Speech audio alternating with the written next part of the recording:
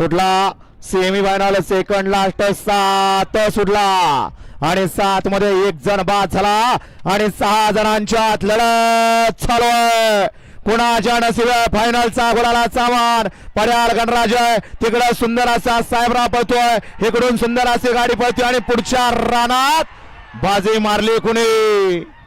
आर्याल बकासूर आणि गणराज आणि पड्याल भवानी आणि साहेबराव दोघांच्यात लढत झाली.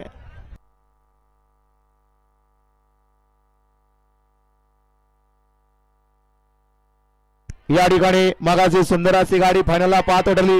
योगेश सेठ भगत, शिरसुपर सागरभाऊ भगत आणि